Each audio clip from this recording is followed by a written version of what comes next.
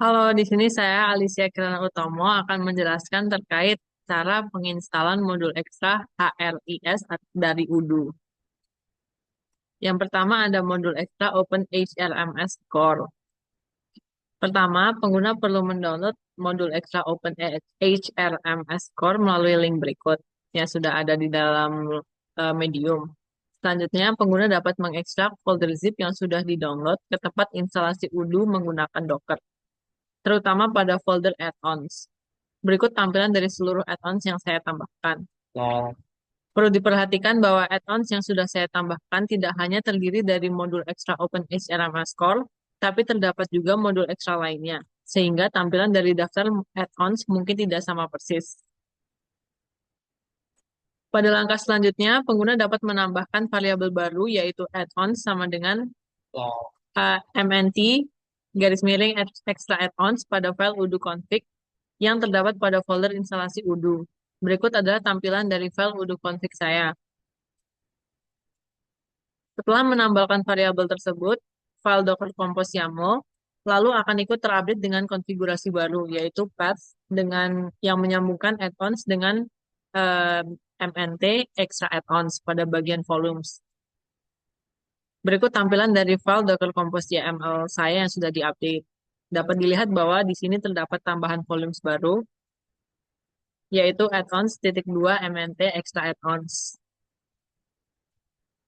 Lalu, mengikuti tutorial yang sudah ada, langkah selanjutnya adalah melakukan instalasi dependensi modul ekstra yang sudah diinstal, yaitu pada folder HRMS Dashboard, file HRMS Dashboard.py, pada folder models, dan file broadfactor.py pada folder report.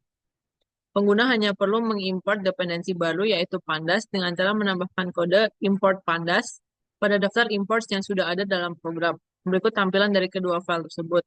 Di sini saya menambahkan import pandas dan di sini saya juga menambahkan import pandas. Selanjutnya, pengguna perlu mengetahui dahulu nama dari kontainer udu pada Docker, yaitu dengan cara menjalankan command docker ps pada command line. Sebelumnya, pengguna harus memastikan bahwa kontainer yang ingin dicari tahu namanya sudah menyala pada Docker. Komen ini akan menampilkan seluruh detail dari kontainer yang sedang menyala. Berikut tampilan dari hasil komentar. Di sini saya menjalankan komen docker ps dan dapat dilihat seluruh kontainer yang sedang menyala saat ini. Dan ini adalah nama dari uh, kontainer yang sedang menyala saat ini, yaitu udu web 1 dan juga udu db1. Selanjutnya, selain menambahkan import dependensi, pengguna juga perlu menginstal dependensi tersebut pada kontainer Docker dengan cara membuka command line, menjalankan command docker exec strip it, nama kontainer udu, dan bin bash. Pada kontainer udu dapat disesuaikan dengan nama yang sudah ditemukan pada saat menjalankan command docker ps sebelumnya. Pada kasus ini, saya menjalankan command docker exec strip it, nama kontainer saya, bin bash. Berikut adalah tampilan yang muncul. Selanjutnya, untuk menginstal dependensi yang diperlukan, pengguna hanya perlu menjalankan command pip install nama dependensi. Pada kasus ini, saya akan menginstal pandas. Maka command yang saya jalankan adalah pip install pandas. Ketika menekan enter, pengguna hanya perlu menunggu sebentar sementara proses penginstalan dependensi pandas. Jika proses install sudah selesai, maka pengguna hanya perlu keluar dari kontainer Docker dengan menjalankan command exit. Selanjutnya, pengguna hanya perlu merestart kontainer udu pada Docker dengan menjalankan command docker restart nama kontainer udu. Selanjutnya, pengguna dapat membuka localhost udu sesuai dengan port yang berada pada file docker YAML, atau menjalankannya melalui Docker dengan menekan port yang berada di bawah kontainer udu. Di sini dapat menekan di sini saja. Setelah membuka website udu lokal tersebut, pengguna perlu melakukan login jika diminta, dan memasukkan data otorisasi sesuai dengan yang sudah dibuat sebelumnya. Jika pengguna sudah login, maka pengguna dapat langsung membuka halaman udu dan menyalakan developer mode. Terdapat berbagai cara untuk menyalakan developer mode. Salah satunya adalah dengan cara menekan Ctrl plus K pada Windows dan Command plus K pada Mac. Selanjutnya, pengguna hanya perlu mencari kata kunci debug dan memilih Activate Debug Mode seperti ini. Selanjutnya, pengguna perlu menuju modul apps dan memilih update apps list. Setelah menunggu proses loading, pengguna dapat mencari modul ekstra yang sudah diinstal pada bagian search. Di sini saya mencari modul OHLMS garis strip bawah core dan dapat dilihat bahwa ini ada modul modul ekstra yang sudah terinstall. Pada kasus ini, karena saya sudah menginstal modul OpenHLMS Core, maka hal yang muncul adalah text install. Namun, jika pengguna belum melakukan instalasi, maka tombol activate akan muncul. Pengguna hanya perlu menekan tombol tersebut dan menunggu sejenak hingga proses aktivasi selesai. Jika proses aktivasi sudah selesai, maka pengguna akan terredirect ke halaman dashboard seperti pada gambar. Selanjutnya adalah modul ekstra Employee Orientation and Training. Pengguna hanya perlu mendownload modul ekstra Employee Orientation and Training melalui link yang berada pada Medium. Dan seperti tahapan sebelumnya, pengguna dapat mengekstrak folder zip yang sudah di-download ke tempat instalasi Udo menggunakan Docker pada folder add-ons. Lalu, untuk menyambungkan modul OpenHLMS Core dan Employee Orientation and Training, pengguna perlu membuka file manifest.py pada folder OpenHLMS Core dan menambahkan Employee Training pada daftar depends yang ada. Berikut tampilan dari file manifest saya.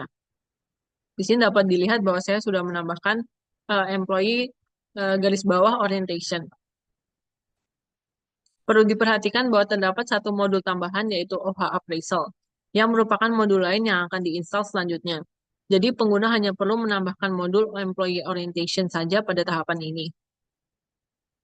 Selanjutnya, pengguna dapat membuka lagi website Udo lokal dan melakukan update app list untuk merefresh daftar aplikasi yang terinstall. Setelah menunggu proses loading, pengguna dapat mencari modul ekstra yang baru saja diinstal di bagian search. Di sini saya mencari modul orientation dan dapat dilihat modul ekstra Employee Orientation dan Training sudah terinstall. Sama seperti sebelumnya, pada kasus ini saya sudah menginstal modul Employee Orientation dan Training. Maka hal yang muncul adalah text install. Namun jika pengguna belum melakukan instalasi, maka tombol activate akan muncul. Pengguna hanya perlu menekan tombol tersebut dan menunggu sejenak hingga proses aktivasi selesai. Jika proses aktivasi sudah selesai, maka pengguna akan terredirect ke halaman Employee Orientation seperti pada gambar. Selanjutnya adalah modul ekstra OpenHLMS Employee Appraisal. Seperti sebelumnya, pengguna perlu mendownload modul ekstra OpenHLMS Employee Appraisal melalui link yang ada pada Medium. Lalu, pengguna dapat mengekstrak folder zip yang sudah di-download ke tempat instalasi Udo menggunakan Docker, terutama folder add-ons. Lalu, untuk menyambungkan modul OpenHLMS Core dan OpenHLMS Employee Appraisal, pengguna perlu membuka file manifest dan menambahkan OH Appraisal pada daftar depends yang ada. Berikut tampilan dari file manifest saya. Dapat dilihat saya juga menambahkan dependensi yaitu OH Appraisal. Selanjutnya, pengguna dapat membuka website Udo lokal lagi dan melakukan update app list untuk merefresh daftar aplikasi yang terinstall. Setelah menunggu proses loading, pengguna dapat mencari modul ekstra yang baru saja diinstal pada bagian search. Di sini saya mencari modul appraisal dan sudah muncul OpenHLMS Employee Appraisal dan sudah terinstall. Sama seperti sebelumnya, pada kasus ini, karena saya sudah menginstal modul OpenHLMS Employee Appraisal, maka hal yang muncul adalah text install. Namun jika pengguna belum melakukan instalasi, maka tombol activate akan muncul. Pengguna hanya perlu menekan tombol tersebut dan menunggu sejenak hingga proses aktivasi selesai. Namun, terdapat perbedaan pada tahapan ini. Sebelum dapat mengakses modul appraisal, pengguna harus memiliki akses untuk melakukan appraisal terlebih dahulu. Pengguna dapat mengubah akses ini melalui settings pada bagian users. Pengguna dapat menekan text manage user. Di sini bisa membuka settings, general settings, dan pada bagian users yang perlu meng-scroll sedikit, ada bagian manage user dan perlu menekan tombol tersebut. Pilihlah user yang sedang login saat ini, dan pada kasus ini adalah mutual admin. Pengguna perlu meng-scroll sedikit sehingga menemukan bagian administration. Pengguna lalu dapat memilih manager sebagai role dari appraisal. Di sini dalam setting user dan mutual admin dapat memilih appraisal dan memilih role manager. Jika sudah selesai, maka pengguna dapat membuka halaman appraisal. Dapat dilihat di sini. Terakhir adalah konklusi. Yang pertama untuk Open RMS Core. Modul ini adalah fondasi dari sistem manajemen HR yang ada dalam Udo, yang memberikan beberapa fitur dasar seperti dari HR seperti manajemen karyawan, rekrutmen, kehadiran, cuti, dan penggajian. Modul ini penting untuk menambahkan modul-modul ekstra lainnya dari Open HRMS yang dapat dikaitkan satu sama lain dan menjadi pusat operasi dari manajemen SDM dalam Udo. Selanjutnya adalah modul Employee Orientation dan Training. Modul ini berfokus pada orientasi dan atau onboarding serta pelatihan dari karyawan. Fungsi utamanya adalah untuk membantu perusahaan dalam merancang dan melacak program orientasi karyawan baru, serta melacak program pelatihan untuk meningkatkan keterampilan karyawan. Berikut saya sudah mencoba untuk membuat orientasi baru, seperti pada gambar di sini. Yang terakhir adalah modul Open HRMS Employee Appraisal. Modul ini berfokus pada proses evaluasi kinerja karyawan. Modul ini menyediakan template appraisal yang sudah disesuaikan, menetapkan tenggat waktu penilaian, atau memungkinkan pengumpulan umpan balik dari manajer, rekan kerja, atau bahkan karyawan itu sendiri atau self-appraisal. Berikut adalah saya sudah mencoba untuk membuat appraisal baru. Sekian tutorial dari saya. Terima kasih sudah menonton. Cara stop ini gimana deh? Oke, Stop udah. recording. Stop.